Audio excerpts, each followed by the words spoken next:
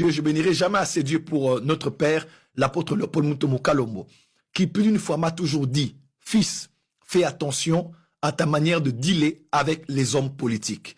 Pourquoi? Parce que la plupart de ces pères, P-A-I-R-E-S, qui aujourd'hui ont été discrédités, humiliés, rabaissés ou même traînés du bout du nez, étaient tout simplement par le fait que tout le monde, au temps des campagnes présidentielles, tout le monde, au temps de parler pour un chef d'État, même des fois pour un parti politique, on a vu des hommes de Dieu se salir, des hommes de Dieu se mouiller, des hommes de Dieu perdre leur valeur parce qu'on doit traîner sur les couloirs qui donnent accès au bureau, ou bien bureau de directeur de cabinet d'un président, d'un ministre ou d'un chef de l'État. Les hommes de Dieu ont été réduits à pouvoir passer des heures en passant des veilles dans des maisons au salon, alors que les hommes politiques dormaient. Les hommes de Dieu ont été réduits à se diviser à cause d'un montant qu'un chef de l'État a eu à donner. Combien? Des fois, c'est 10 000 $.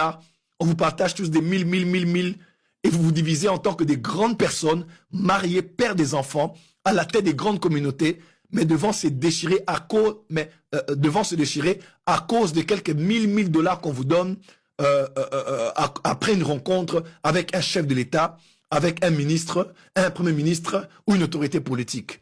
Je respecte les hommes politiques, je respecte ceux qui sont établis en dignité, mais je refuse qu'à cause de ce respect, on sacrifie le respect qu'on doit donner à l'Église et aux hommes de Dieu. Mais aussi, hommes de Dieu, faites-vous respecter. Dans mon pays, actuellement, il y a un homme politique qui est traduit en justice. Son sort sera connu incessamment. J'étais hors du pays et on m'a annoncé qu'il avait émis le désir de venir à la porte des cieux. J'ai dit gloire à Dieu, c'est une bonne chose, mais je ne suis pas au pays. Je pense que j'étais à Brazzaville pour le compte de ICC. Je crois que c'était ça. Et on me dit qu'il voulait me rencontrer, il voulait venir à l'église parce qu'il fait le tour des églises. J'ai dit gloire à Dieu. Et j'ai aimé l'initiative de venir assister à un culte. J'ai dit gloire au Seigneur. Mais seulement, on nous annonce que les gens autour de lui exigeaient un certain montant pour le déplacer et le faire venir. Montant qui tournerait autour de 500 $ à 1000 $. Quand j'ai entendu ces choses, j'ai dit, il ne viendra jamais dans cette église. Parce que c'est nous manquer du respect. Je suis un prophète de l'Éternel dans mon pays. Et si un homme politique veut venir, c'est une grâce pour lui de me rencontrer. Parce que je ne suis pas le moindre. Dans plusieurs nations, des hommes politiques me cherchent et me respectent. Et il ne faut pas que dans mon propre pays, pour qu'un homme politique vienne assister à un culte, je ne dis pas que c'était lui. Parce que lui, il peut avoir aimé le désir. Mais généralement, ce sont les collaborateurs, des fois, qui créent des marmailles, des combines comme ça. Pourquoi? Pour pouvoir bouffer un peu avant que l'homme politique ne vienne. Je dis, si ce n'est que pour ça, il ne viendra pas à la porte des cieux.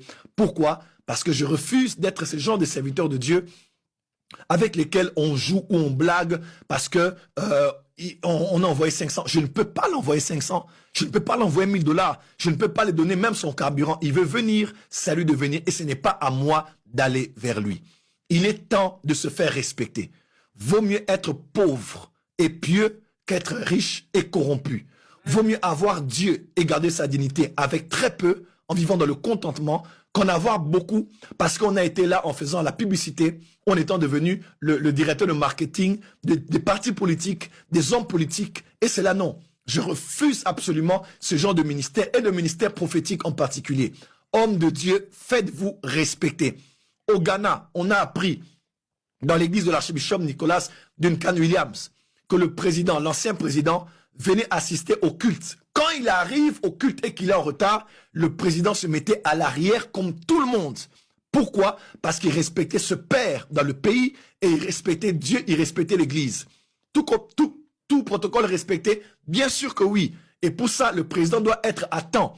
On ne peut pas retarder le début du culte parce qu'une autorité politique doit venir. Je crois qu'on doit un peu se faire respecter aussi et faire respecter Dieu. C'est vrai que par le protocole, on peut ajuster les agendas, il peut avoir un retard, tout ça. Mais aujourd'hui, des fois, on en fait de trop. On fait des courbettes, on doit trembler et on attend de l'argent. On a perdu la crédibilité. Voilà pourquoi les hommes politiques savent que quand ils doivent faire quelque chose, ils vont payer un ici, payer un là-bas. Parce qu'ils savent de toutes les manières que nous allons courir derrière eux à cause des petites cacahuètes.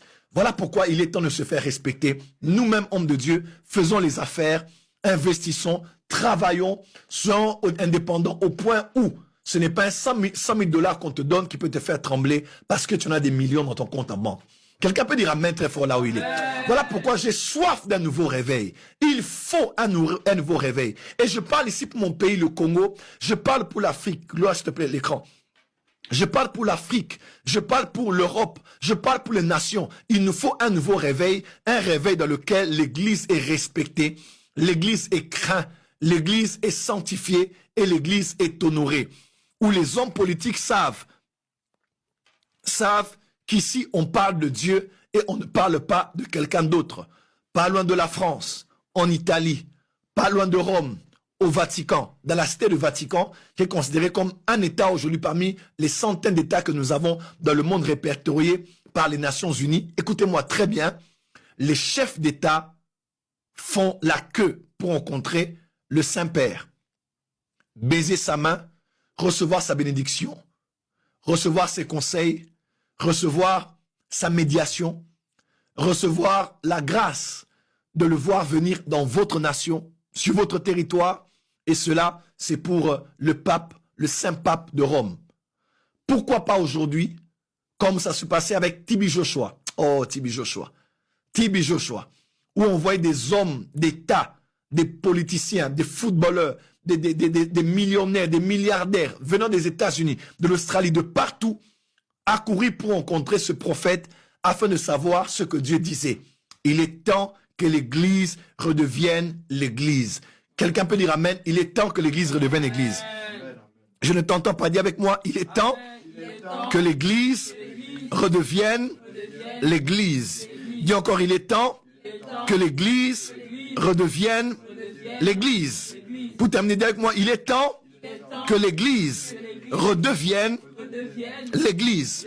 J'insiste, nous devons respecter les autorités, nous devons honorer les autorités. Quand ils viennent chez nous ou ils nous reçoivent, c'est un privilège et c'est une grâce. Mais ça ne doit pas être un privilège et une grâce au point d'oublier Dieu, au point d'oublier le respect que l'on vous doit, au point d'oublier le poids de votre sacerdoce et du vêtement sacerdotal que vous avez. Et n'oubliez pas